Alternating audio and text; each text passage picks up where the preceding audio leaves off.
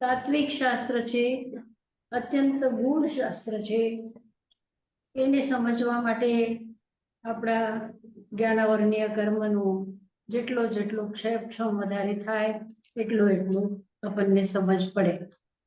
તો ભાગ્યશાળી છીએ તોય આપણે પ્રયાસ કરી રહ્યા છીએ કે આ એવો શાસ્ત્ર આપણે બધા એની સ્વાધ્યાય કરી રહ્યા છે, એની વાંચના કરી રહ્યા છે.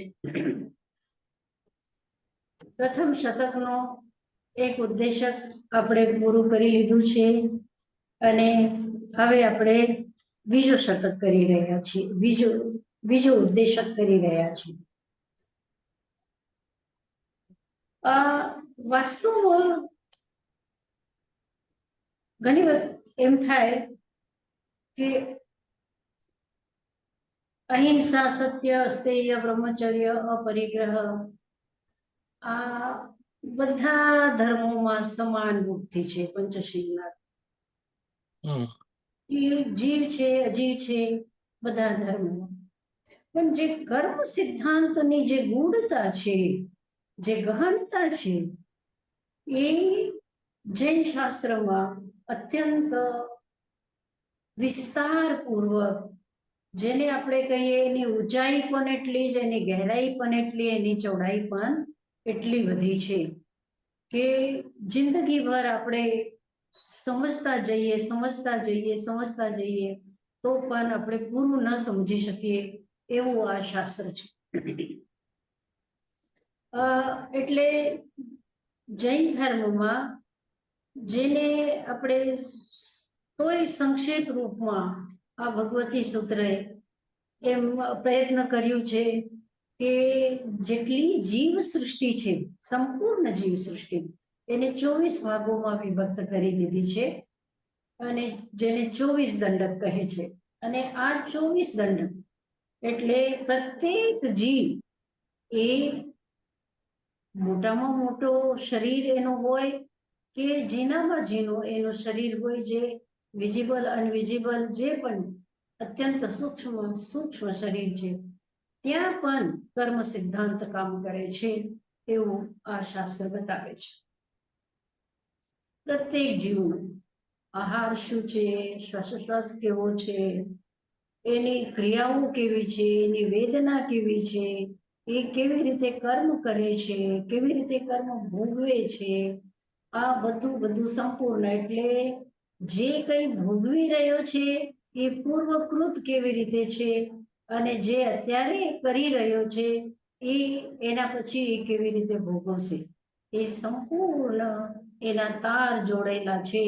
જ્યાં સુધી સંસારમાં છે ત્યાં સુધી કર્મથી છૂટો પડતો નથી, સંપૂર્ણ રૂપે કર્મથી બંધાયેલો છે. તો એ જ આ શાસ્ત્ર વર્ણન કરી રહ્યું છે. હવે જ્યારે કે આપણે પહેલા ઉદ્દેશકમાં જોયું કે જીવનો આહાર કેવો છે, એ કેવી રીતે એનું પરિણમન કરે છે, કેવી રીતે એ શ્વાસોશ્વાસ લે છે, આ સૂક્ષ્મ શરીર હોય કે મહાશરીર હોય, એ કેવી રીતે એની ક્રિયાઓ છે, કેવી રીતે એની વેદનાઓ છે, એ બધું બતાવ્યું. પછી હવે બીજા ઉદ્દેશકમાં એને બતાવ્યું કે શું બધાની વેદના એક સમાન હોય, બધાની ક્રિયાઓ એક સમાન હોય, બધાનો આહાર એક સમાન હોય શું? તો એમાં પણ ભગવાને એનું વિશ્લેષણ કરીને બતાવ્યું કે બધાનું સમાન હોતું નથી, બધાનું અલગ અલગ હોય છે. હવે લેશાનું બતાવે છે કે લેશા સહિત જે જીવ છે એ લેશા સહિત જીવ કેવી રીતે આહાર લે છે, એ જે શરૂઆતમાં બીજા ઉદ્દેશકના શરૂઆતમાં સમાહારગા સમા લેશા સમા શરીરા એવી રીતે જે કહ્યું છે, તો એ જ પાછા 9 જે વિકલ્પ છે જેને અહીંયા જે વિકલ્પ છે એને અહીંયા આલાપ કહેવામાં આવે છે. આ ભગવતી સૂત્રમાં જેને આપણે વિકલ્પ કહીએ છીએ એને અહીંયા આલાપ કીધો છે. તો એ જે 9 આલાપ છે એ 9 આલાપથી લેશા સહિત એનું વર્ણન કરે છે. 24 दंडक में लेशा की अपेक्षा समाहारादि विचार सलेसानम बनते 24 दंडकों में लेशा विचार सलेसानम बनते नेरिया सव्वे समाहारगा प्रभु શું સલેશી જે છે એટલે લેશા સહિત જે જીવ છે એ લેશા સહિત જીવ બધા શું એક સમાન આહારવાળા હોય છે? જે નારકી જીવ છે એના માટે પેલો પ્રશ્ન છે. એના પછી 24 દંડકમાં પ્રત્યેક માટે એ પ્રશ્ન થશે. તો નેરૈયા આ સૌથી પહેલા લીધું છે, પહેલો દંડક છે નારકીનો. તો નેરૈયા સવ્વે સમાહાર પ્રશ્ન પૂછે છે. પછી જવાબમાં ઓહિયાનમ સલેસાનમ સુકલેસાનમ એસિમનમ તિન્નમ એકો ગમો કન્નલેસ નીલલેસાનમપી એકો ગમો નવરમ વેદનાએ માઈ વિચ્છાદિઠ્ઠી વો વન્નગાય અમાયी सम्मदिट्ठी वो वन्नगाय भाणियप्पा मनुस्सा किरियासु सराग वीराग पमत्ता पमत्त न भाणियप्पा काहुलेसानं वी एसेव गमो नवरम नेरये जहा ओहिये दंडये तहा भाणियप्पा तेवुलेसा पम्मलेसा जस अथी जहाँ ओहियो दंडवो तहा भाणियव्वा नवरम मनुस्सा सरागा वीरागय भाणियव्वा. બહુ જ ગુણ છે એમાં.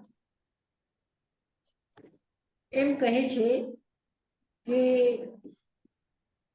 લેશા સહિત જીવ એક તો છે લેશા સહિત જીવ, પછી પ્રત્યેક લેશાનું નામ લઈને કૃષ્ણ લેશા સહિત જીવ, નીલ લેશા સહિત જીવ, કાપૂત લેશા સહિત જીવ, તેજો લેશા સહિત જીવ, પદ્મ લેશા સહિત જીવ અને શુક્લ લેશા સહિત જીવ. એવી રીતે આ જેટલા પણ વિકલ્પ છે એ વિકલ્પ સાથે આ બધાનું નામ.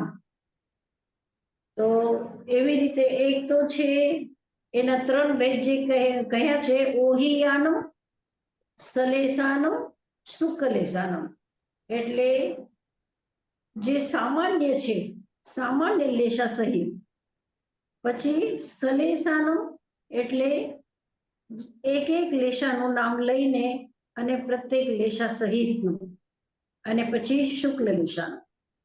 એવી રીતે આ એકો ગમો એક જ પ્રકારનો પાઠ છે. એક જ પ્રકારનો પાઠ એટલે શું? તો જેવી રીતે નૈરયિકા સમાહારા સમાવેયના એવી રીતે જે આપણે કર્યું છે એવી જ રીતે ઓહિયાનમ એટલે સામાન્ય, ઓઘ કે છે સામાન્યને, એટલે જેવી રીતે પરંપરા ચાલી આવે છે એને ઓઘ કે. ઓઘ એટલે પ્રવાહ, પ્રવાહ રૂપમાં એટલે સામાન્ય રૂપે. સામાન્ય રૂપે લેશા સહિત જીવ જે છે શું સમાન આહારવાળા, સમાન શરીરવાળા, સમાન શ્વાસોશ્વાસવાળા હોય છે એવો પ્રશ્ન પહેલો થાય છે. અને એવી જ રીતે આ 9 પ્રશ્ન એવી જ રીતે થાય. એના પછી સલેસાનમ એટલે એક એક લેશાનું આપણે નામ લઈએ કે કૃષ્ણ લેશાવાળા જે નારકીય જીવ છે એ શું સમાન આહાર, સમાન શરીર, સમાન શ્વાસોશ્વાસ વાળા હોય છે. એવી જ રીતે શું સમકમ્મા, સમપન્ના, સમવન્ના, સમલેસા, સમવેયના, સમકિરિયા, એવી રીતે એવી જ રીતે વિકલ્પ. અને પછી આ બધા વિકલ્પોની સાથે એક સમાન હોવા છતાં પણ જ્યારે વેદનાનો વિકલ્પ આવે છે ત્યારે એની અંદરમાં જ્યારે પૂછવામાં આવે કે બધા નારકીઓ સલેસા, બધા નારકીઓ લેશા સહિત વાળા બધા નારકીઓ શું સમાન વેદના વાળા હોય છે? ત્યારે કે છે કે એની અંદરમાં માઈ મિચ્છા દિઠ્ઠી ઓ વન્નગા અમાયી સંમદિઠ્ઠી ઓ વન્નગાય ભાણ્યવા. તો એની અંદરમાં આ વિકલ્પ કહેવામાં આવે છે કે માઈ મિચ્છા દિઠ્ઠી. માઈ મિચ્છા દિઠ્ઠી આ શબ્દ એક સાથે જ હોય છે. મિથ્યા દૃષ્ટિને માઈ મિચ્છા દૃષ્ટિ કહે છે. એટલે મિથ્યા દૃષ્ટિ હશે તો નિશ્ચિત રૂપે માયાવી હશે. એટલે જેને અનંતાનુબંધી ક્રોધ, માન, માયા, લોભ હોય એને માઈ મિચ્છા દિઠ્ઠી કહેવામાં આવે છે. તો જે કૃષ્ણ લેશા વાળા હશે એ કેવા હશે? માઈ મિચ્છા દિઠ્ઠી હશે. અને એના પછી એટલે આ ત્રણ જે અશુભ લેશાઓ છે એ અશુભ લેશાઓને છોડીને પછી જે શુભ લેશાઓ છે એની અંદરમાં આપણે અમાયી સંમદિઠ્ઠી કહેવામાં આવશે. એના પછી મનુષ્ય કિરિયાસુ સરાગ વિયરાગ, એટલે જે મનુષ્યનો જ્યારે વિકલ્પ આવશે કે મનુષ્ય, અહીંયા આપણે પહેલા નારકીનું કરીએ છીએ, પછી 5 સ્થાવરનું કરીએ, પછી 3 વિકલેન્દ્રિયનું કરીએ, પછી તિર્યંચ પંચેન્દ્રિયનું કરીએ અને પછી મનુષ્ય આવે ને વિકલ્પમાં. તો એમ પ્રશ્ન પૂછવામાં આવશે કે સલેસા મનુષ્યા સવે સમાહારગા, એમ પ્રશ્ન પૂછવામાં આવશે. ત્યારે એની અંદરમાં જે ક્રિયા આવે ત્યારે ક્રિયાનો જે ભેદ કરવામાં આવશે મનુષ્યના. ત્યારે સરાગ સંયમ, વિતરાગ સંયમ, પ્રમત્ત, અપ્રમત્ત, ન ભાનિયવવા. ક્યાં ન ભાનિયવવા? કૃષ્ણ લેશામાં નહીં કહેવાનું, પછી નીલ લેશામાં નહીં કહેવાનું, કારણ કે કૃષ્ણ લેશા, નીલ લેશા, કપોત લેશામાં આ સરાગ અને વિતરાગ જેવા કોઈ ભેદ હોઈ ન શકે. પ્રમત્ત અપ્રમત્ત કોઈ ભેદ હોઈ ન શકે, એટલે ત્યાં નહીં કહેવાનું.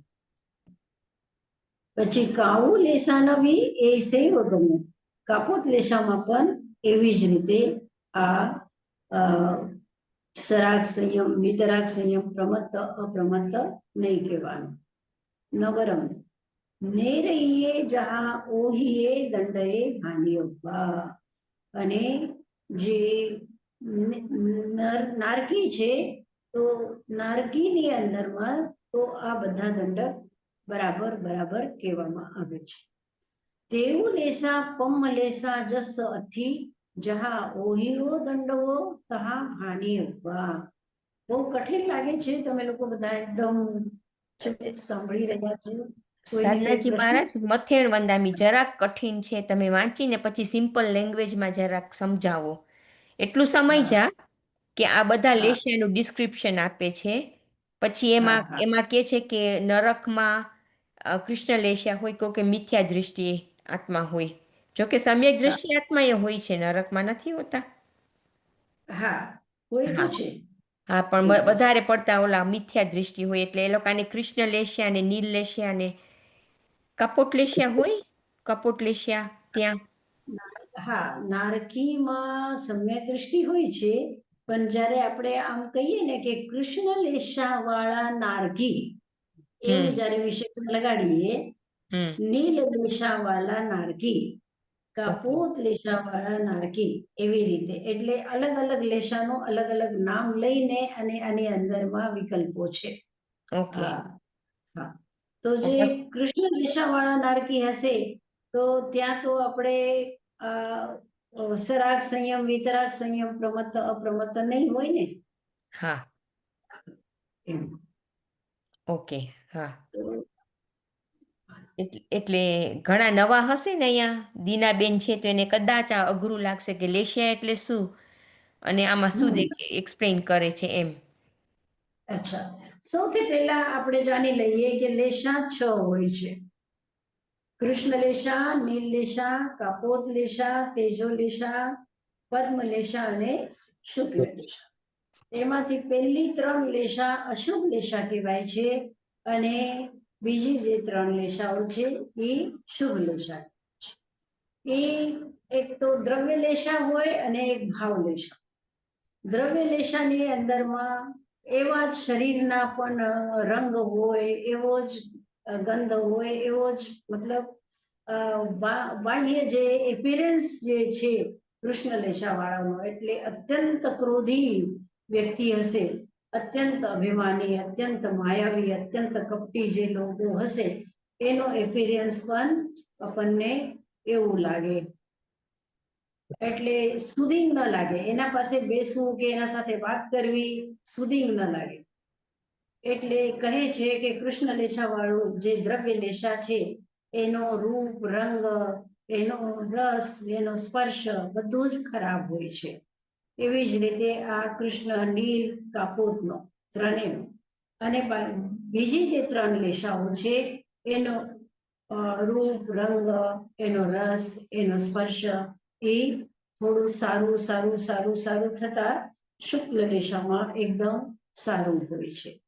એવી આ 6 લેશાઓ છે. 6 લેશાનું જે મૂળ જે છે એ યોગ છે. કષાય સંયુક્ત જે યોગ છે એને કે છે લેશા. કષાય યુક્ત એટલે કષાયથી રંગેલું જે મન, વચન, કાયાના કર્મ છે એને કે છે લેશા. તો એવી લેશાવાળા જે જીવ છે એ એવી લેશાવાળા જીવ નારકીમાં પણ હોય, પછી 5 સ્થાવરમાં પણ હોય, વિકલેન્દ્રિયમાં પણ હોય, મનુષ્યમાં પણ હોય, તિર્યંચમાં પણ હોય અને દેવતાઓમાં પણ હોય છે. તો સૌથી પહેલા તો આપણે એ જાણી લેવાનું છે કે ક્યાં ક્યાં કઈ કઈ લેશા હોય છે. તો કહે છે કે નારકીઓમાં, વિકલેન્દ્રિયમાં, તેજસ્કાયમાં અને વાયુકાયમાં પહેલી 3 લેશાઓ હોય. કૃષ્ણ લેશા, નીલ લેશા અને કાપોત લેશા. ક્યાં હોય? નારકીમાં, વિકલેન્દ્રિયમાં અને આ જે 5 સ્થાવર છે એમાંથી તેજસ્કાયમાં, વાયુકાય. મને એમ લાગે છે કે તેજસ્કાયમાં અને વાયુકાયમાં એટલા માટે કીધું છે કે વાયુ જ્યારે ભયંકર રૂપ લે છે, તુફાન આવે છે, તો એ તુફાનના કારણથી કેટલું બધું હિંસા થતી હોય છે. અને તેજસ્કાયની તો દેખીતી વાત છે કે જ્યારે જંગલમાં આગ લાગી જાય તો બધું ભસ્મ કરી નાખે છે. તો એવી રીતે આ કૃષ્ણ લેશા, નીલ લેશા અને કાપોત લેશા જે અશુભ લેશાઓ છે એ ક્યાં હોય છે? તેજસમાં, વાયુમાં, વિકલેન્દ્રિયમાં અને નારકીઓમાં. આ 3 લેશાઓ. દાદાજી મહારાજ, હા, બોલો. વિકલેન્દ્રિય એટલે શું? બે ઇન્દ્રિય, તેન્દ્રિય અને ચતુરેન્દ્રિય. અને એટલે પંચેન્દ્રિય? આપણે 5 સ્થાવરને એકેન્દ્રિયમાં લીધું છે. હા, હા. અને પછી જે પંચેન્દ્રિય છે એની અંદરમાં તિર્યંચ પંચેન્દ્રિય છે અને મનુષ્ય છે. હા, હા, ઓકે. પછી વચ્ચેના જે છે એને વિકલેન્દ્રિય કહે છે. એટલે ઓકે. 2 ઇન્દ્રિય, તેન્દ્રિય અને ચતુરેન્દ્રિય. આ વિકલેન્દ્રિય કહેવાય. વિકલેન્દ્રિયમાં આવી લેશિયા હોય? હા, આ વિકલેન્દ્રિયની શેની? અંદરમાં કૃષ્ણ, નીલ અને કાપોત એટલે અશુભ લેશાઓ વિકલેન્દ્રિયમાં પણ હોય છે. ઓકે. એનું અસ્તિત્વ હોય છે. એ કેટલું કરી શકે, કેટલું એ બોલી નથી શકતા, એ કઈ ઝઘડો નથી કરી શકતા. એ જે એની હિંસા છે એ પોતાની જાતિની અંદરમાં હોય છે. જેવી રીતે ચીટીઓ છે, તો એ ચીટીઓ માટે તો ઘણો અત્યારે ખૂબ રિસર્ચ થતું હોય છે ને, તો એ લોકો કહે છે કે એક જાતની જે ચીટીઓ છે એ બીજી જાતની ચીટીઓ જો એના ગ્રુપમાં આવી જાય તો બધી ભેગી થઈને એ લોકોને મારી નાખે. એટલે એ લોકોની પણ ટેરિટરી હોય કે જે ક્ષેત્રમાં લાલ ચીટીઓ હશે એ ક્ષેત્રમાં કાળી ચીટીઓ ન જઈ શકે. જો જાય તો એ લોકો બધા મળીને એને ખતમ કરી નાખે. તો એનો મતલબ છે કે ત્યાં પણ કૃષ્ણલેશા, નીલલેશા, કપટલેશા છે. તો બધું આપણને નથી ખબર પડતી, પણ એની અંદરમાં હોય છે કૃષ્ણલેશા. પછી પૃથ્વીકાય, અપકાય અને વનસ્પતિ કાયમાં પછી ભવનપતિ અને વ્યંતરદેવ 4 પ્રકારના દેવો છે ને, ભવનપતિ, વ્યંતર, જ્યોતિષી અને વૈમાનિક 4 પ્રકારના દેવો છે. તો એમાંથી જે ભુવનપતિ છે અને વ્યંતરદેવ છે, આ 2 પ્રકારના દેવો થયા. અને પૃથ્વીકાય, અપકાય અને વનસ્પતિકાય આ બધામાં 4 લેશાઓ હોય છે. એટલે પહેલી 3 અને ચોથી તેજોલેશા. પછી તિર્યંચ પંચેન્દ્રિયમાં અને મનુષ્યમાં 6 લેશા હોય. 6 લેશા એટલે કૃષ્ણલેશા પણ હોય ને શુક્લલેશા એમ. જ્યોતિષ્ક દેવોની અંદરમાં ફક્ત તેજોલેશા હોય છે. એટલે બીજી લેશાઓ પણ હોય છે, પણ મુખ્ય રૂપે તેજોલેશા વધારે. અને પછી વૈમાનિક દેવોની અંદરમાં એ 3 લેશા જે છેલ્લી છે ને શુભ લેશાઓ, તો એ 3 લેશાઓ હોય છે. ઠીક છે. હવે આ દ્રવ્યલેશાની વાત કરતા કે સાથે સાથે ભાવલેશા સાથે જ જાય? હા, દ્રવ્યલેશાના સાથે ભાવલેશા હોય છે, પણ જ્યારે ભાવલેશા હોય ત્યારે દ્રવ્યલેશા હોય જ હોય એવું નથી જરૂરી.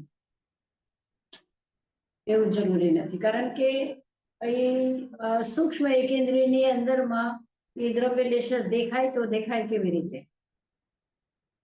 ન દેખાય. એટલે ત્યાં ભાવલેશાઓ છે.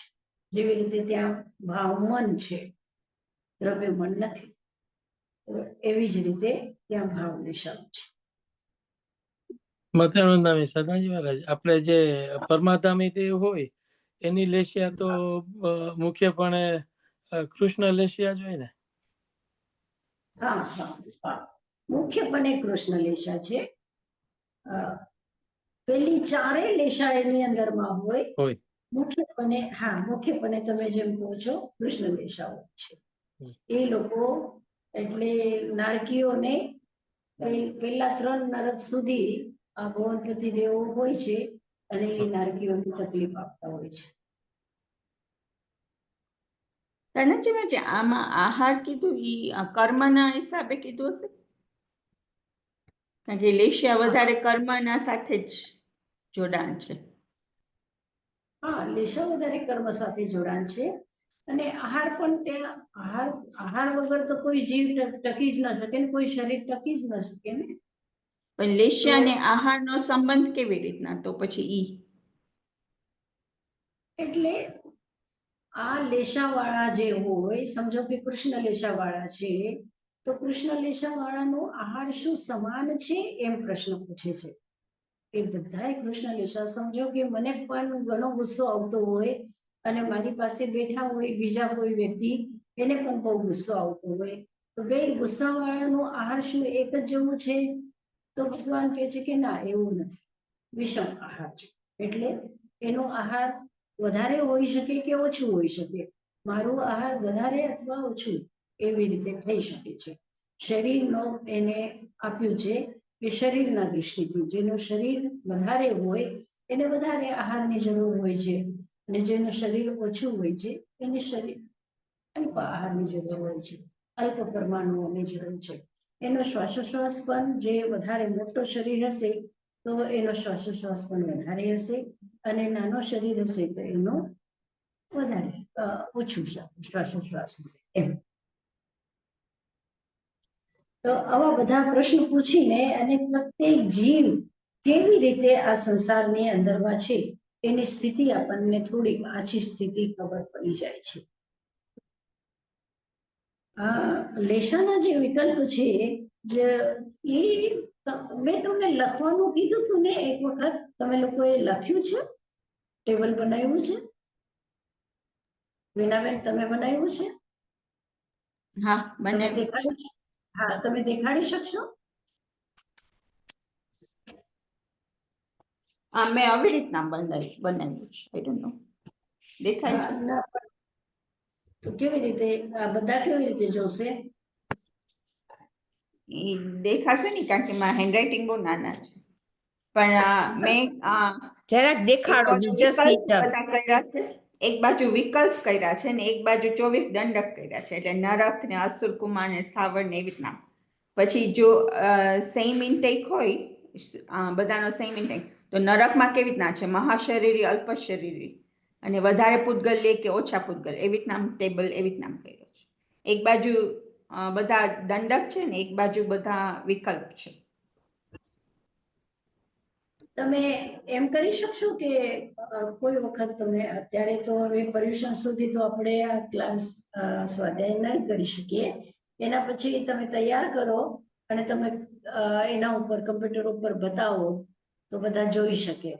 બીજા કોઈએ બનાવ્યા છે? હા, બનાવ્યું છે. સાધનાજી મારે કર્યું છે. હા, આમ બુક પણ ઊંચી કરો તો કીર્તિદા, આમ જ બુક.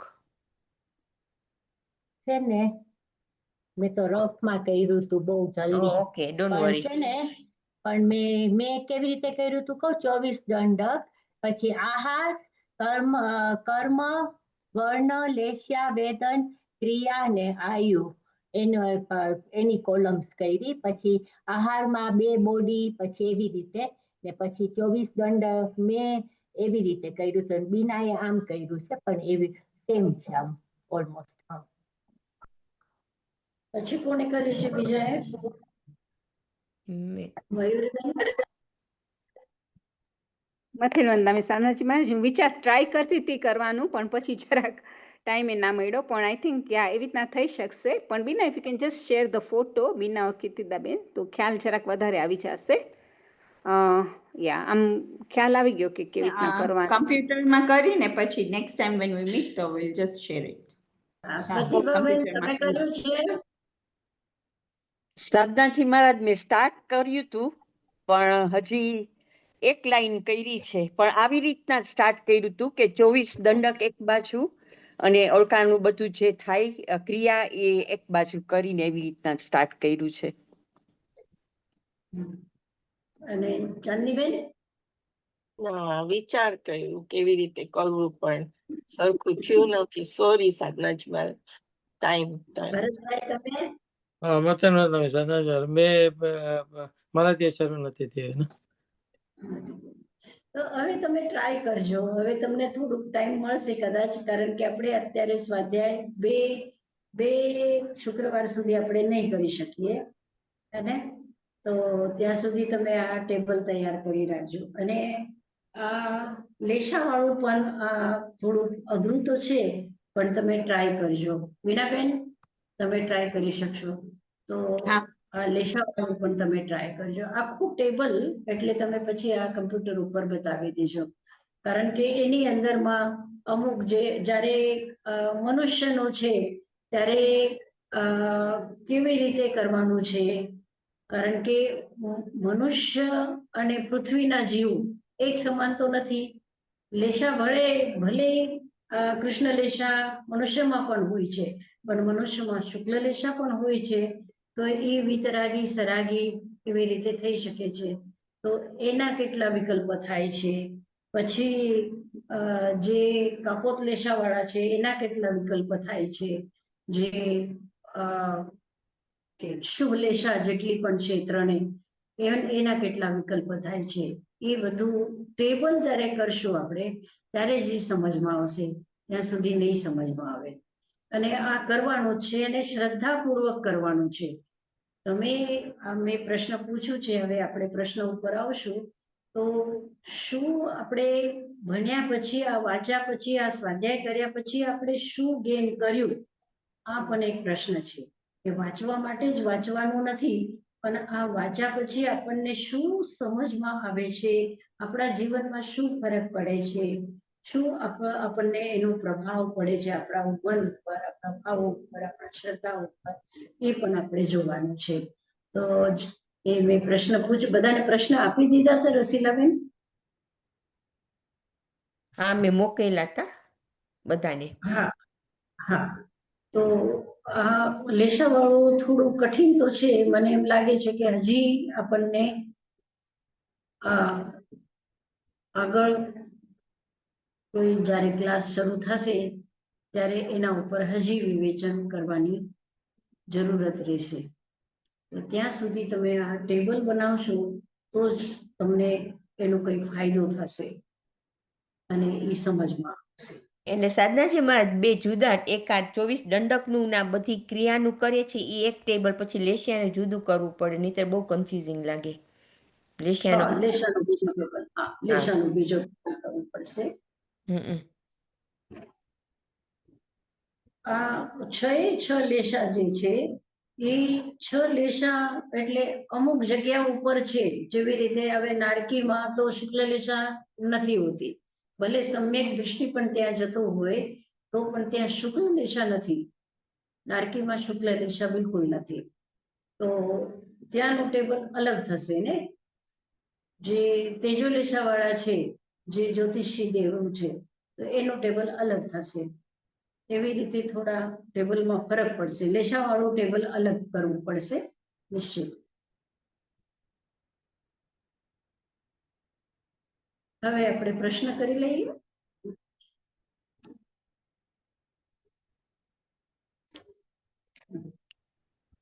પહેલો પ્રશ્ન પૂછ્યો.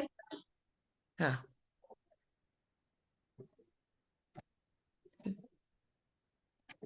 પહેલો પ્રશ્ન તો સાધનાજી મહારાજ ઓલું સમજાવવાનું હતું ને પ્રાકૃતમાં, કે એનો અર્થ શું થાય? ઉદિન્નમ વેયી, અનુદિન્નમ નો વેયી. એટલે પહેલો પ્રશ્ન જે છે, આપણે જ્યારે બીજો ઉદ્દેશક શરૂ કરીએ છીએ ત્યારે પ્રશ્ન પૂછે છે ગૌતમ સ્વામી કે દુઃખ, પોતાનું કરેલું દુઃખ જે છે, એટલે પોતાના કર્મ જે કરેલા છે એ પોતે ભોગવે છે કે કેવી રીતે ભોગવે છે? એક જીવ પોતાનો કર્મ પોતે ભોગવે છે. ત્યારે ભગવાન કહે છે કે ઉદિન્નમ વેયી, અનુદિન્નમ નો વેયી. જે પોતાનો કર્મ છે કરેલો, એ પોતાના કર્મ તો પોતે ભોગવે જ છે, પણ જે ઉદીર્ણ છે એને ભોગવે છે, જે અનુદીર્ણ છે એને નથી ભોગવતા. તો એનો શું અર્થ છે મયુરીબેન? મથેન વંદામી સનાજ મહારાજ. એટલે બેઝિકલી એમ જ કહેવા માંગે છે કે જે કર્મ ઉદયમાં આવ્યા છે એને જ ભોગવે છે, જે હજી સત્તામાં છે એને નથી ભોગવતા, એમ જ કહેવા માંગે છે. એટલે પોતે પોતાના કર્મ જે પોતે કરેલા છે એ જ કર્મ પોતે ભોગવશે અને એનું જ એને ફળ મળશે. બીજાના કર્મ કરેલા એને નહીં ભોગવવા પડે કે નહીં ભોગવે. એનો અર્થ એવી આવી છે. પ્રતિભાબેન, એટલે એક આયુષ્ય કર્મ છે, તો આયુષ્ય કર્મ ઉદિન્નમ વેયી, અનુદિન્નમ નો વેયી, એનો શું અર્થ છે? એટલે આયુષ્ય કર્મ જે ઉદયમાં હોય એ આપણે નોર્મલી ભોગવવું પડે, અને જે ઉદયમાં નથી, એટલે આયુષ્ય કર્મ કેવી રીતના ઉદયમાં આવે એટલું જ હોય, અને ઉદયમાં ના હોય તે ના ભોગવવું પડે. એટલે અહીંયા સત્તામાં હોઈ શકે આયુષ્ય કર્મ. લાઈક તમે સેકન્ડ ક્વેશ્ચન પૂછ્યો છે શ્રેણિક રાજાનું, કે એનું આયુ કર્મ એને બાંધ્યું હતું તો 7 નારકીનું, પણ પછી એનું બધું પોતાના મનના ભાવ બધા ચેન્જ કરીને પેલી નારકી સુધી લઈ ગયા તો ઓછું આયુષ્ય એને ભોગવવું પડ્યું. તો ઈ જેટલું ઉદયમાં એનું ઈ આવશે એ એવી રીતના ઈ ભોગવશે.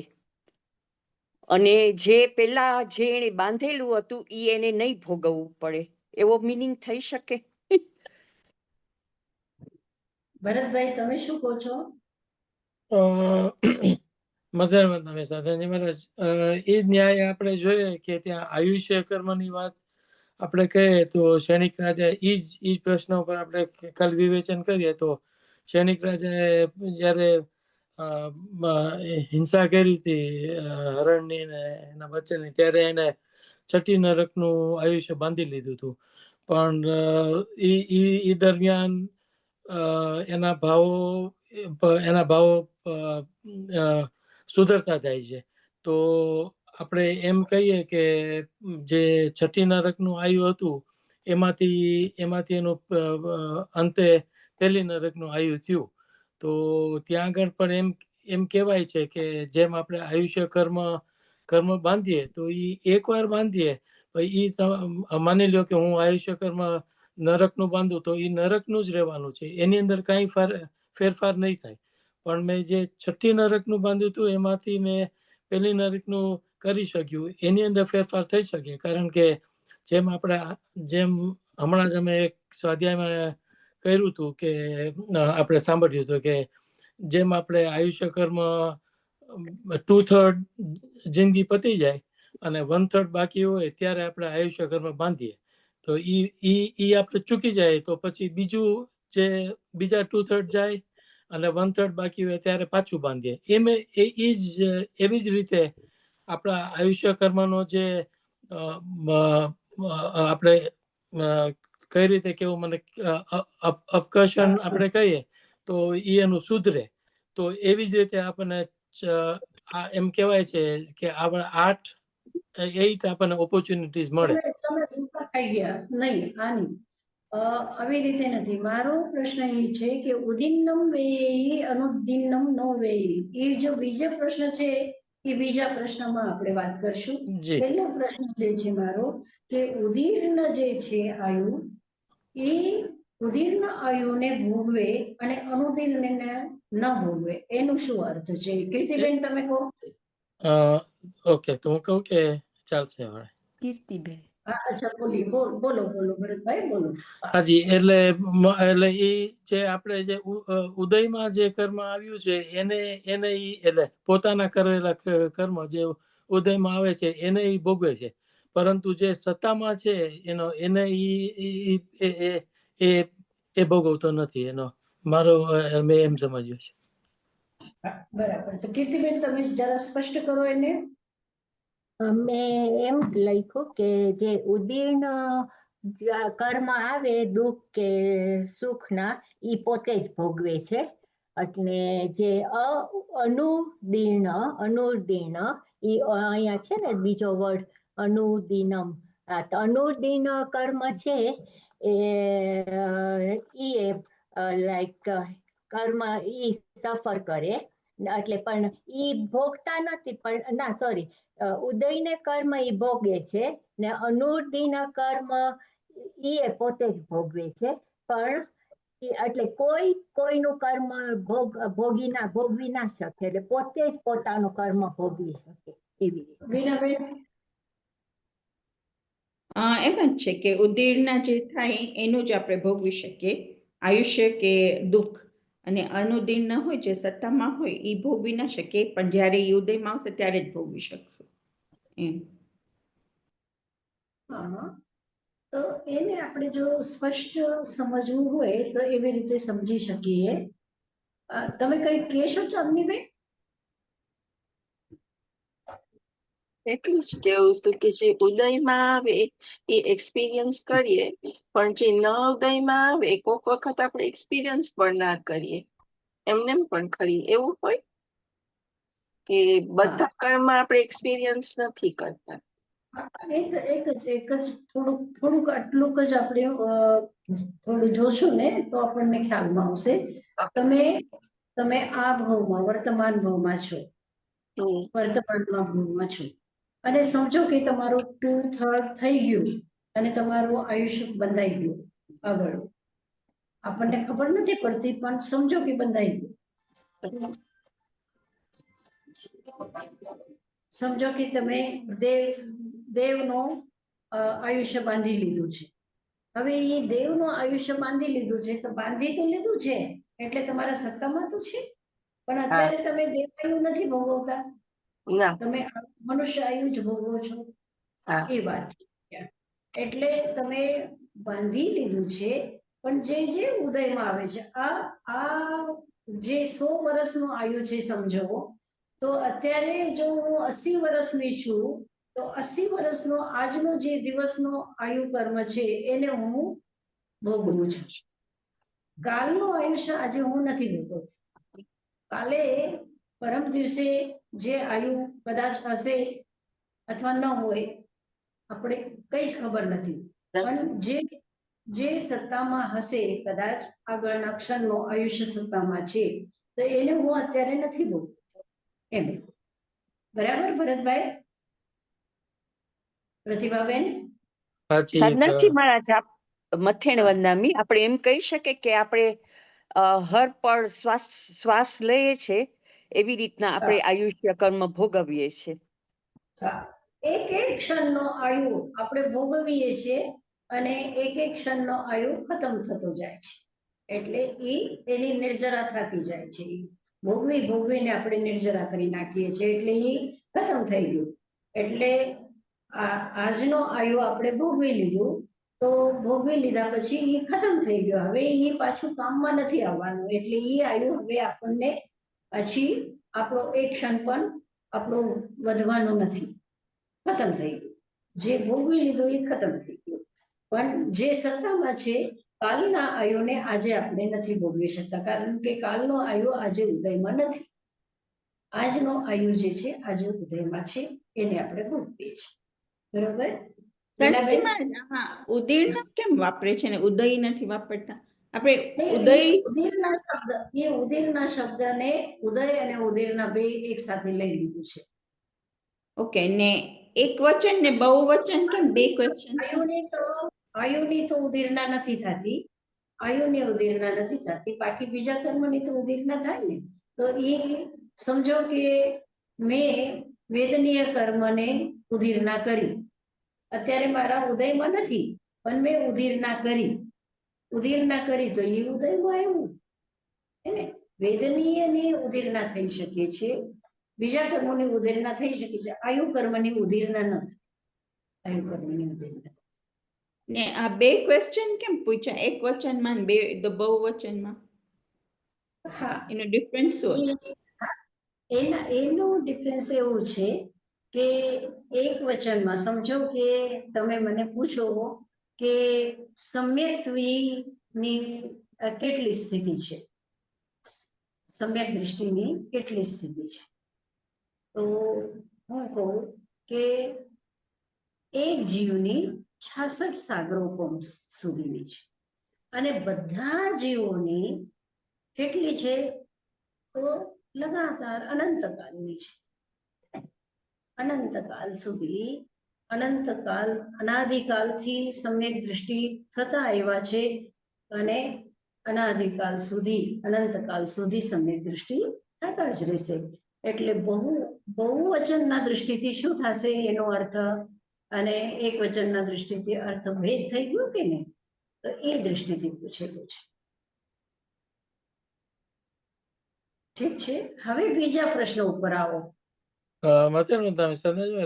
એક પ્રશ્ન પૂછું કે આપણે કહ્યું કે આયુ કર્મની ઉદીના ન થાય, તો આપણે જયારે પેલા આપણે જોયું કે જીવની 80 વર્ષની આયુષ્ય હોય તો કઈ અકસ્માત કે એવું કઈ થાય તો એ 60 વર્ષ પણ 60 વર્ષે ગુજરી જાય, તો એનું જે બાકીનું જે 20 વર્ષનું આયુષ્ય હતું એને ઉદીર્ણા ન કહેવાય કે જે એ ક્ષણે એને ભોગવી લીધું હોય?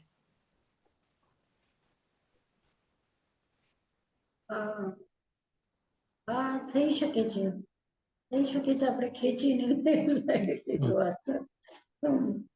હા થઈ પણ શકે છે. સાધનાજી મહારાજ ઈ તો આપણા ભાવથી કે આપણા પુરુષાર્થથી નથી ખેંચતા ને, ઈ તો ઈએ લખેલું જ હશે કે અમ, નિયતિમાં કે આવી રીતે થવાનું છે. ઈ પૂર્વ કર્મનું જ ના હોય ઈ.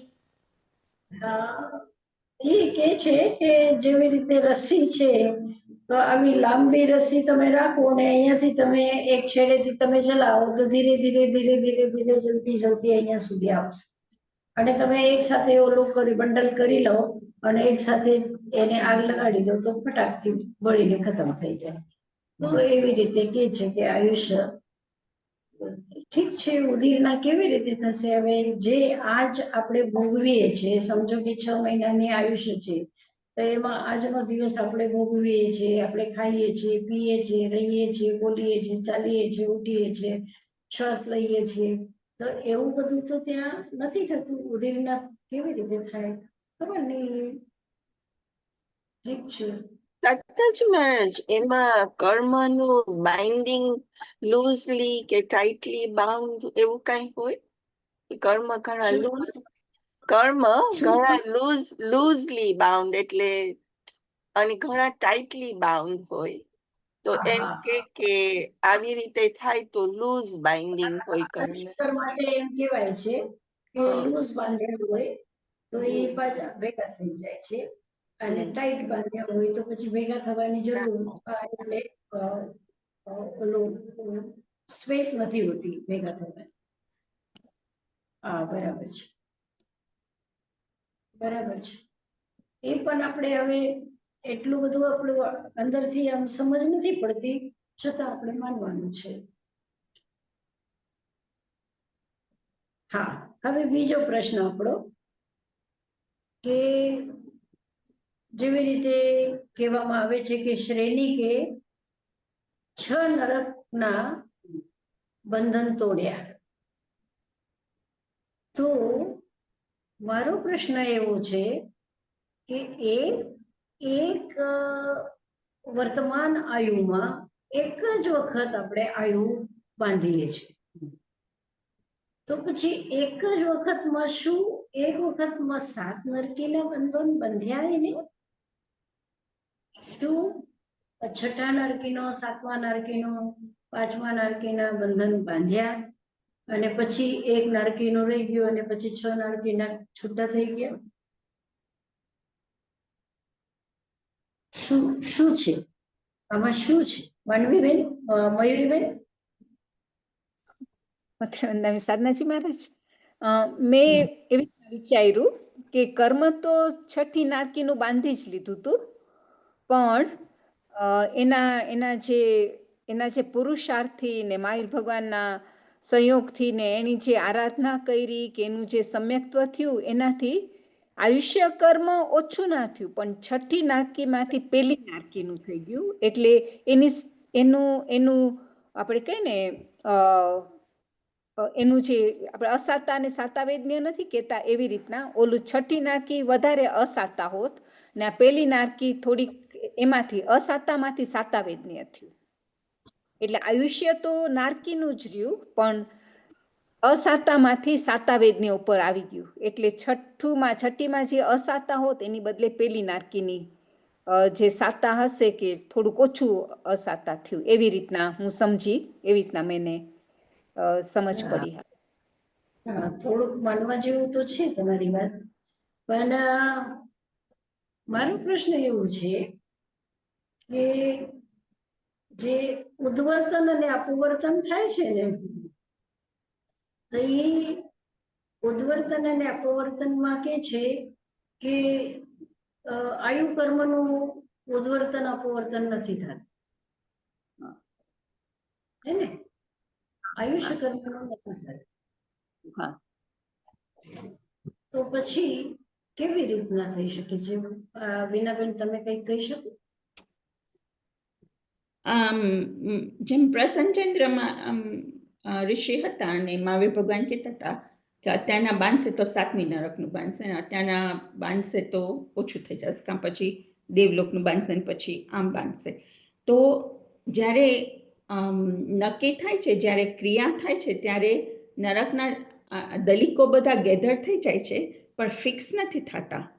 તો શ્રેણિક રાજાનું એવું હશે કે ત્યારે એના દલિકો બધા ગેધર થઈ ગયા હતા, ગતિ ફિક્સ થઈ ગઈ હતી કે નરકમાં જશે, પણ ક્યાં નરકમાં જશે એ હજી ફિક્સ નહોતું થયું. પછી જ્યારે આયુષ્ય બંધાય છે ત્યારે જ એ ફિક્સ થઈ જાય છે કે આ પહેલી નરકે જશે કે 7મી નરકે જશે. મને એમ લાગે છે. સાધનાજી. હા હા, કીર્તિબેન તમે કઈ કહી શકો છો? શ્રેણિક રાજાનો આપણે તમે ક્વેશ્ચન પૂછ્યો છે, એટલે પેલા જે એને પાપ કર્મ બાંધ્યા હતા ને તે ત્યારે પાપ એનું કર્યું હતું, તો એ અજ્ઞાનતાથી ને એને આયુષ્ય કર્મ ત્યારે બાંધી લીધું હતું, પણ એ ત્યારે અજ્ઞાનતામાં હતા. ને પછી એને ઘણા પાપ કર્યા હતા, પણ એમાં એને પરિવર્તન આવ્યું જ્યારે મહાવીર ભગવાન મહિલા અને જ્યારે ચેલના રાણી ઓલા ગુરુ મહારાજ પાસે લઈ ગયા, એમાં તેને પરિવર્તન આવ્યું ને એને એકદમ સમર્પણ ભાવથી એમને ભગવાન મહાવીરની ભક્તિ કરી, એકદમ ફાઇન રીતે કે તો એવી રીતે એને ચેન્જ કર્યું, એટલે એની દર્શન એક વખત આયુ બંધાઈ જાય પછી ચેન્જ ના થાય. એક વખત આયુ બંધાઈ જાય, નારકીનું બંધાય કે દેવનું બંધાય કે મનુષ્યનું બંધાય કે જે પણ બંધાય, એક વખત બંધાય અને એ પછી ફિક્સ થઈ જાય છે. હા, એમાં ફેરફાર નથી થતો. ના, પણ એને જે છઠ્ઠી નરક માંથી પહેલી નરક સુધી લઈ આવ્યા, ઓકે, નારકીનું ઈ ગતિ એને બાંધી લીધી, પણ એને એટલું બધું ભક્તિ ભગવાનની ભક્તિ કરી કે એને ગતિ ચેન્જ ના કરી શક્યા, ઈ તો જાવું જ પડ્યું, પણ એને ઓછું સમય ભોગવવું પડ્યું. ઈ એટલું ભરતભાઈ તમે શું કહો છો? ભરતભાઈ, જેમ મેં પેલા કહ્યું એવી રીતના જ કે જે ગતિ આપણે એકવાર બાંધીએ એમાં ફેરફાર ન થાય, પરંતુ એને જે ઉપર નીચેની ગતિ હોય કે જેમ વધુ દુઃખ ભોગવે કે ઓછું ભોગવે એવી ચેન્જીસ થવાની શક્યતા છે. અને એ જેમ આપણે આયુષ્ય કર્મ જેમ આપણે 2/3 ને એ રીતના બાંધે ને એવી જ આપણને ઓપોર્ચ્યુનિટીઝ મળે કે ઓછું એનું દુઃખ ઓછું કરવાનું. ચાંદીબેન, મને લાગે છે કે જો આયુષ્ય કર્મ તો ચેન્જ ના થાય, પણ આ બીજા કર્મ છે કદાચ એના ચેન્જીસ થઈ શકે સંક્રમણ. એટલે જો વેદનીય ઉપર હોય તો વેદનીય ઓછો થાય, એટલે રસ બંધ ગમે તે રીતના ઓછું થાય તો મને લાગે છે ચેન્જીસ થઈ શકતા. પણ આયુષ્ય કર્મનું તો ઓબ્વિયસલી નરકની ગતિ તો ચેન્જ ના થાય, પણ ઇન્ટેન્સિટી ઓફ સફરિંગ ઓછું થઈ શકતું હશે, પણ એ બીજા કર્મના ચેન્જીસ થી થતું હશે, સંક્રમણ કે ગમે તે રીતના.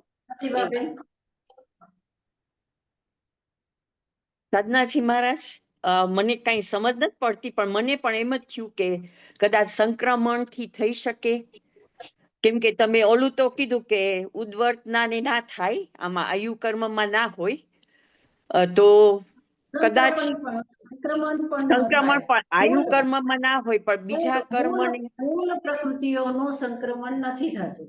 મૂળ પ્રકૃતિઓનું સંક્રમણ, એટલે હા, ફક્ત જ્ઞાનાવરણીય દર્શનાવરણીય નો થાય, વેદનીય નો સાતાવેદનીય અસાતાવેદનીય નું થાય, પણ જે મૂળ પ્રકૃતિઓ છે એનું નથી થતું.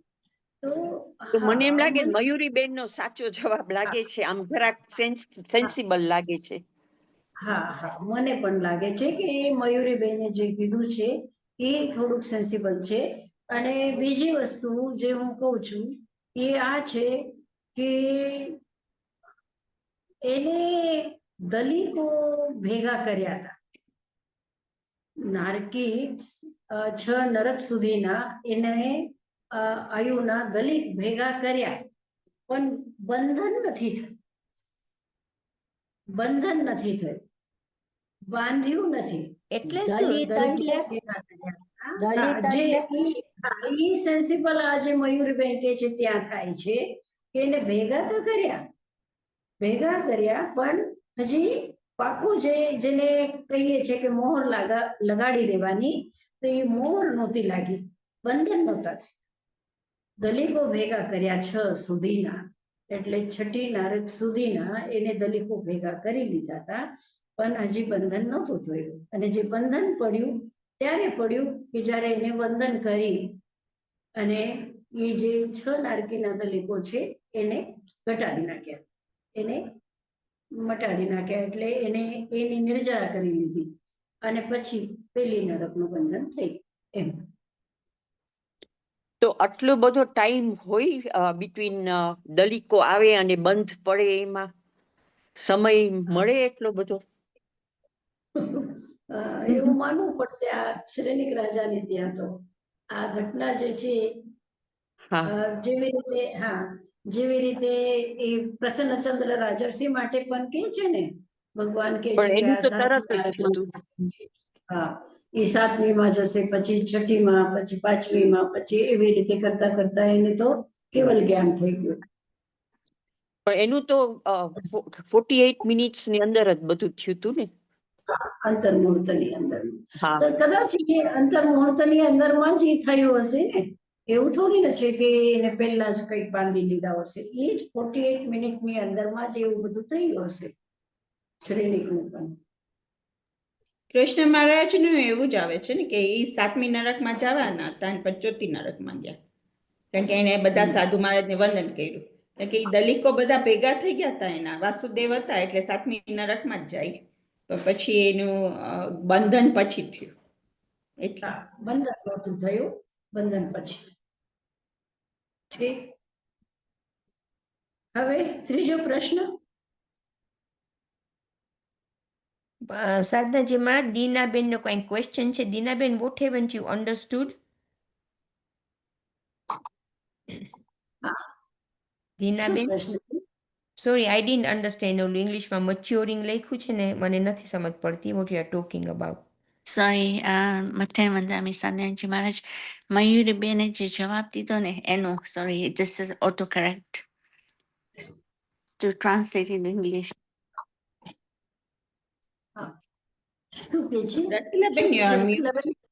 મયુરીબેન, can you translate your answer in English? એ નથી મયુરીબેન ત્યાં.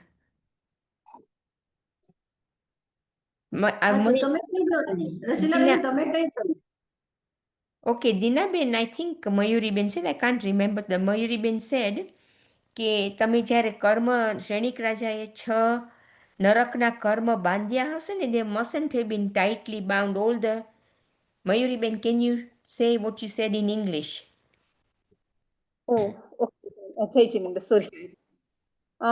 Basically, what I was trying to say was the karma which had minded, say, of sixth narki, but was it from the again sata na sata means from giving the intensity badlai gaya, means intensity changed. It was going to give a very, very heavy fruit. Yeah, he had to bear a lot, and instead of that, because of his devotion to Bhagwan Mahavir and whatever Purusharth he had done, the intensity got decreased from 6th to the 1st.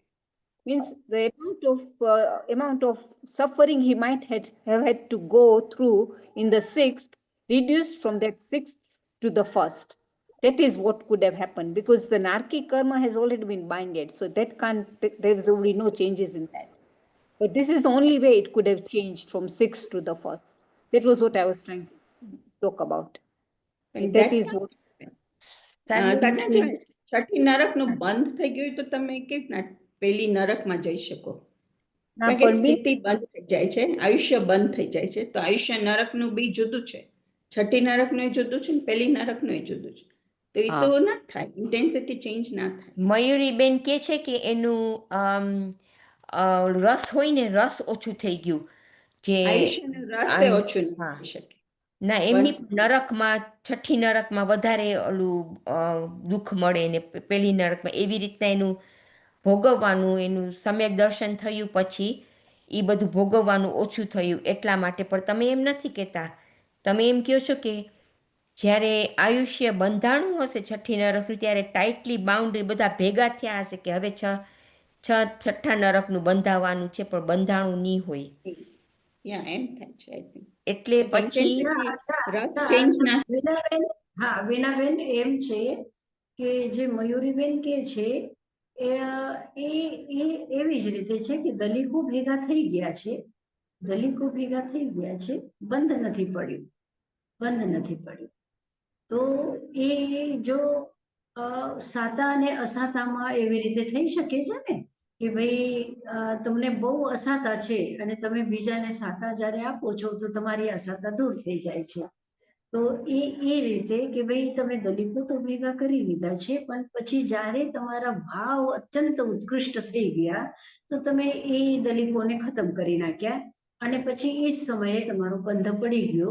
તો એ છઠ્ઠામાં ન પડતા પહેલામાં પડી ગયો એમ. I think both can go together. બે બંને સાથે થઈ શકે. તમે કહ્યું કે બીનાબેન કે છે ઈ ને પછી આ બંને સાથે થયું ત્યારે આવી રીતના ટ્રાન્સફોર્મેશન થયું હશે. પોસિબલ. અને અગેઇન બીનાબેન કે છે એ સેન્સ લાગે છે કેમ કે પેલી નારકીનું તો કાળ પણ ઓછો હોય અને છઠ્ઠી નારકીનો વધારે હોય કાળ. પણ એ અસાતા જ છે ને એક પ્રકારની. તો એના જે દલિકો છે એ સાતામાં પરિવર્તિત થઈ ગયા એમ. એ દલિકો કારણ કે બંધ પડ્યું નથી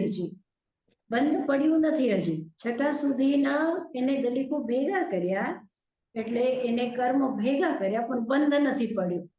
બંધ પડવામાં હજી થોડીક વાર હશે, ક્ષણની 2 ક્ષણની. તો એ બંધ પડતા એ બંધ રોકાઈ ગયું અને પહેલાનું બંધ પડ્યું એમ. એટલે બંધ જરાય નતું થયું, ખાલી બધા સર્કમસ્ટેન્સીસ બધા ભેગા થયા હતા કે આવું બંધ થશે એવું. ઓકે. અને માવી ભગવાને એમને 4 ઓલી વસ્તુ કીધી તો એમ જ કીધું તું કે તારું નરકનું બંધ, નરકમાં તો જવું જ પડશે. You can't change that. ગતિ તો બદલાશે જ નહીં. So he was trying to change the ગતિ, પણ એનાથી ના થયું. બરાબર. તો સાધનાજી મહારાજ જેમ ભરતભાઈએ વાત કરીને, હમણાં અહીંયા કોબાથી સુરેશજી આવ્યા હતા, કોબાના શ્રીમદ રાજચંદ્રન. તો એણે અહીંયા લેક્ચર આપ્યું હતું અમારા ઓશવાલ ઝૂમ ઉપર. તો એમાં એણે મેન્શન કર્યું હતું કે આયુ કર્મ તમે અપ ટુ 8 ટાઈમ્સ તમે તમારી બાંધ્યું હોય તમે, એટલે બાંધ્યુંની વાત નહીં કે આયુ કર્મ એ અપ ટુ 8 ટાઈમ્સ બંધાય એમ કીધું હતું નહીં Bharatbhai? Did you say that? બંધાય કે બદલાય? જી. હા, એટલે અમે કન્ફ્યુઝ થઈ ગયા. અમને તો થયું કે કેટલું સારું ને, આપણે સારા કામ કરીએ તો એટલીસ્ટ આપણે ગમે તે, એટલે ગતિ ના બદલાય પણ તમારું વેદન એની અંદર બદલાય એમ. ગતિ ના બદલાય પણ તમારા જેવા તમે પછીથી ભાવ હોય તો તમારું વેદન એમાં બદલાય એમ. તો એ ખબર નથી ક્યાં અમે પૂછ્યું નહીં ક્યાંથી તમે આ કહો છો. પણ એમ નથી કે એક ફેરે આયુષ્ય 2/3 ટાઈમે બંધાય, ઈ જો ના બંધાય તો રેસ્ટ ઓફ ધ ટાઈમ જે બાકી હોય ને એમાં 2/3 માં બંધાય. એવી રીતના 8 ટાઈમ્સ થાય. એવી રીતના 8 ટાઈમ્સ થાય. I agree with you. હા, Well, on the same ન્યાય એમનું સુરેશજીનું કહેવાનું એમ હતું કે જેમ આપણે આયુષ્યના ચેન્જીસ કરીએ એટલા જ આપણે એટલી જ ઓપોર્ચ્યુનિટીઝ મળે કે જેમાં આપણે ચેન્જીસ કરી શકીએ એમ. જેમ બાંધવામાં હોય, જેમ આપણે 8 વાર આપણે બાંધી શકીએ એટલી જ ઓપોર્ચ્યુનિટીઝ આપણે મળે કે એની અંદર આપણે ઓછું પણ કરી શકીએ કે ઓછું વધુ થઈ શકીએ એમ. આયુષ્યમાં ચેન્જ ના થાય. ના, એટલે આયુષ્યની વાત, એટલે ત્યાં આગળ ચેન્જની વાત થાય છે. પણ જેમ આપણે આયુષ્ય કર્મ બાંધીએ અને ઈ જે બંધાણું ના હોય, જેમ આપણે સાધનાજી મહારાજ હવે ક્લેરિટી જેમ કહી કે આપણે એવા દલિકો ભેગા કર્યા છે કે ઈ આપણે જો ઈ વખતે આપણે આપણું બંધાત તો ત્યાં આગળ બંધાત, પણ ત્યાં આગળ આપણે કદાચ બાંધ્યું નહીં હોય એને. એટલે it could B it's a bit difficult મને to લાગે understand. લોજિકલી થિંક ને. એટલે એક વખત આપણને તક મળી આયુષ્ય કર્મ બાંધવાની, પણ ત્યારે આપણે ન બંધ કર્યું. પછી બીજી વખતે જયારે કીધું ને કે ભરતભાઈ કે આયુષ્યનો થર્ડ જે છે પાર્ટ, એમાં આયુષ્યનો બંધ થાય છે, પણ ત્યારે એ તક મળી આપણે, પણ આપણે ન બાંધ્યું, તો બીજો જેટલું બચ્યું છે આયુષ્ય, એનું પાછું થર્ડ જે છે, એનું પાછું થર્ડ, એનું પાછું થર્ડ, એનું પાછું થર્ડ, એવી રીતે એક ટાઈમ થઈ શકતું હશે. Yeah. એમ એવી રીતે લોજિકલી સમજે કે કાંક તમારું ભાવ ને તમારું બધું બદલાય, કે તમને જો ઘણીવાર તમે બાંધી લીધું હોય સાવ ને સમ્યક દર્શન પછીથી થાય, તો એ તો ભાવ તમારો વયો જાય ને પછી ત્યાં ભાવમાં. પણ આમાં તમે કહો છો એ લોજિકલી કે એ બંધાણું સાવ ના હોય, પણ તમને સમ્યક દર્શન થાય પછીથી, તો તમારો ચેન્જ ગતિના ચેન્જ થાય, કદાચ કેટલા વર્ષો કાઢવાના છે એ પણ ના ચેન્જ થાય, પણ તમારો વેદન અંદર જે હોય એ બદલાય. એમ ખબર નથી બરાબર છે એવો વિચાર સાધનાજી મહારાજ? શું કીધું વિનાબેન, એને શું કીધું રસીલાબેને? એમને કીધું કે હજી આયુષ્ય બંધાણું ન હોય એટલે દલિકો ગેધર થઈ ગયા હોય, પણ પછી તમે સારા થઈ જાઓ ને જ્યારે આયુષ્ય બંધાય ત્યારે એનું વેદન બી ચેન્જ થઈ જાય એમ. પણ આયુષ્ય જ્યારે બાંધે ત્યારે એની સ્થિતિ બી બંધાઈ જાય છે, એટલે એટલું સ્થિતિ તો રહેવું જ પડે. એટલે આ years તો દલિકો ભેગા થઈ ગયા હોય પણ આપણે બાંધ્યું ન હોય, એટલે બંધન ન પડ્યું હોય, મોહર ન લાગી હોય, તો પછી આપણે જો સુધરી જઈએ અને આપણે જો સારા કામ કરીએ તો કદાચિત એ દલિકો આપણે નિર્જરા કરી નાખીએ દલિકોને, અને પછી આપણે બીજો સારો આયુ બાંધી શકીએ. સાધનાજી મહારાજ, આ દલિકો એટલે શું? દલિકો એને આપણે દલિક એટલે દલ એટલે કર્મ, એક કર્મનો પરમાણુ નથી બાંધતા આપણે. જ્યારે પણ કર્મ બાંધીએ છીએ તો ઘણા બધા પરમાણુઓ, કર્મના પરમાણુઓ, કર્મ પ્રદેશો જેને આપણે કહીએ, કર્મ પ્રદેશ, તો એ કર્મ પ્રદેશ ઘણા બધા છે, જથ્થો છે, એને દલિક કહેવાય છે. Okay, thank you. હવે ત્રીજો પ્રશ્ન રસીલાબેન. સાધનાજીમાં આ શ્રેણિક રાજાને આયુષ્ય કેટલું હતું ખબર છે? કારણ કે જો એનું 80 વર્ષનું આયુષ્ય હોય ને ઓલું ડિયર ને માયરું હોય about 30 વર્ષે, તો એ તો મેળ ના ખાય, 2/3 તો છે નહીં. અરે એમાં શું છે, 80 વર્ષ હોય કે 30 વર્ષ હોય, કોઈ 10 કારણ વર્ષમાં કે મરી એમને જાય. જ્યારે ઓલું ડિયર ને માયરું, ઓલા બે જીવ, ત્યારે લેટ્સ સે એનું 30 વર્ષનું આયુષ્ય હોય, પછી એને મહાવીર ભગવાન 40 વર્ષે મહિલા અને 80 વર્ષનું આયુષ્ય હોય, તો 2/3 તો ના થાય ને ત્યારે આયુષ્ય બંધ, જ્યારે ઓલું ડિયર ને માર્યું ત્યારે.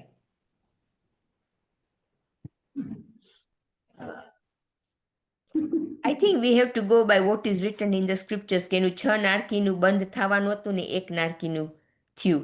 વી હેવ ટુ અન્ડરસ્ટેન્ડ ધેટ. એટલે ના, એ તો બરાબર છે, બટ ઇવન ટોકિંગ અબાઉટ 2/3 ટાઈમે આયુષ્ય બંધ થાય, હા, તો I you agree. have to look at the age as well then.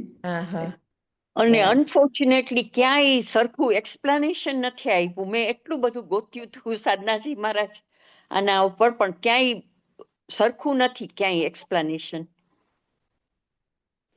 એટલે આયુ કર્મના બંધનો ના, શ્રેણિક રાજાની સ્ટોરીનું સાવ એકદમ ડિટેલમાં બધું એનું બીજું બધું આવે છે, પણ એનું આયુષ્ય કર્મનું કે કાંઈ નથી આવતું.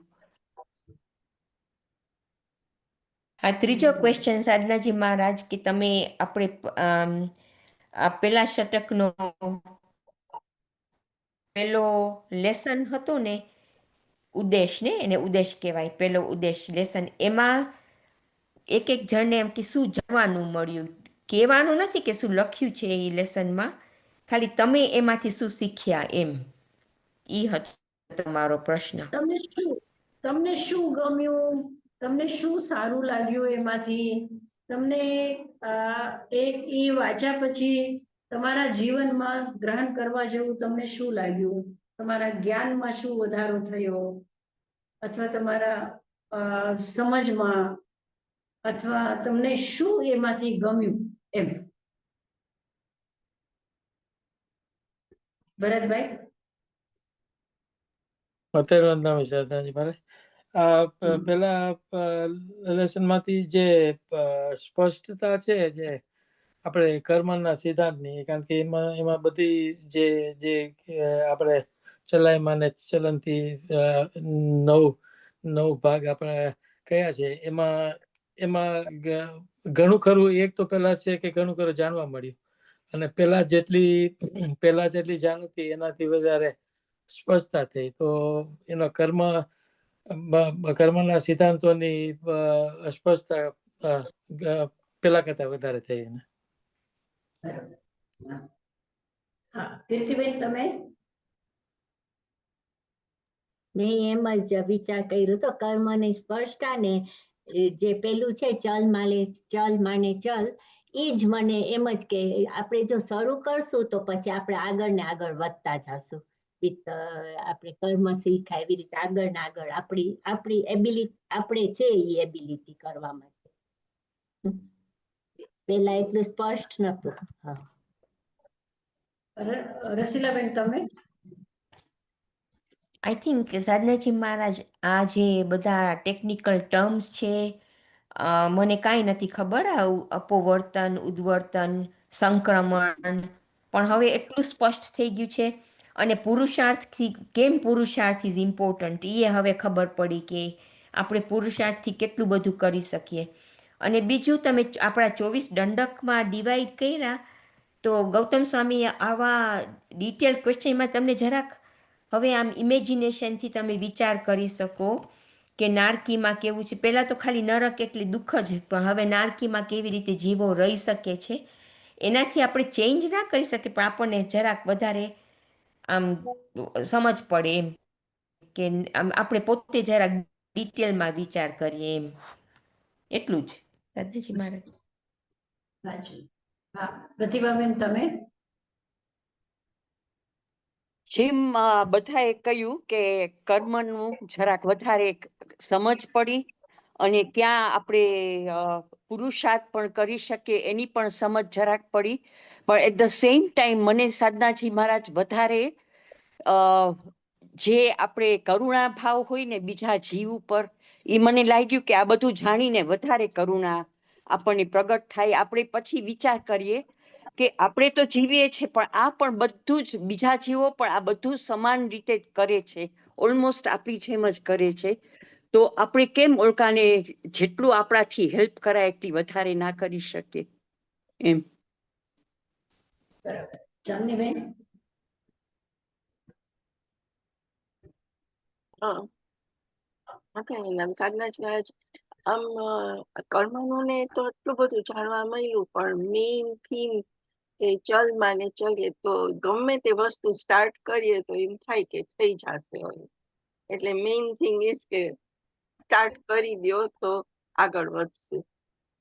બેઝિક ઘણું બધું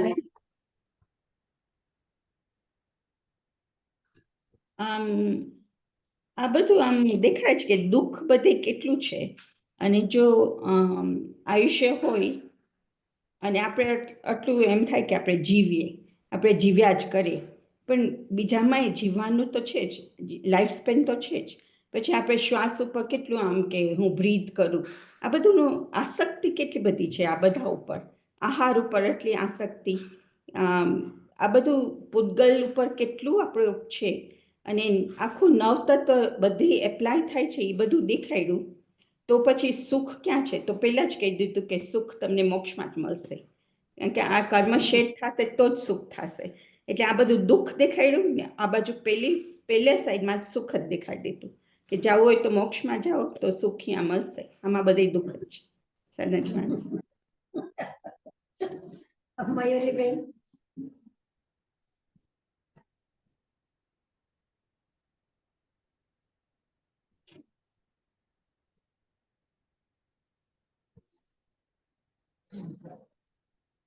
સોરી, મથેણ વંદાવી સાધનાજી મારા છોકરા વગર.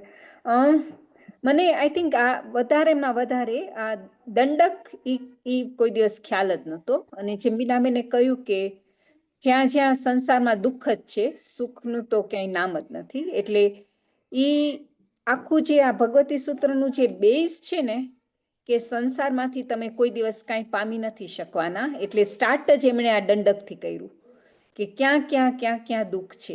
એટલે from the very beginning the first sentence is કે દુઃખ જ છે, સુખની વાત છે જ નહીં.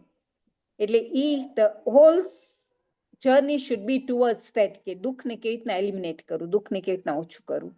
અને પછી જેમ ચાંદનીબેને કહ્યું આ ચલ માને ચલે, હું ઘણી વાર કાંઈ પણ વસ્તુ કરું ને મને એમ થાય કે હું આજે આ નથી લખતી, પણ હવે મને એમ થાય કે અમે સારું ચાલુ કર્યું છે એટલે હવે એનો પૂરું તો થશે જ, એટલે I just write it down કે I have done this. Previously હું જ્યારે પૂરું કરું ને ત્યારે હું વિચાર કરું કે હવે હું લખું કે અમે પૂરું કરી લીધું. હવે મને એમ થાય કે અમે ચાલુ કર્યું છે તો હવે એનું અંત તો આવશે જ, એટલે હું પેલા લખી નાખું કે અમે કર્યું. એટલે ઈ વેધર સારું કે ખરાબ મને ખબર નથી, પણ ઈ જે કોન્ફિડન્સ આવી ગયું કે મેં ચાલુ કર્યું છે તો હવે ઈ પૂરું તો હું કરીશ જ. એટલો આઈ થિંક ઇમ્પ્રુવમેન્ટ હજી સમજ બહુ નથી પડતી, પણ આસ્તે આસ્તે આઈ થિંક થોડું થોડું લાઈનમાં આવી જશે. હા, બીનાબેન તમે કઈ બોલશો?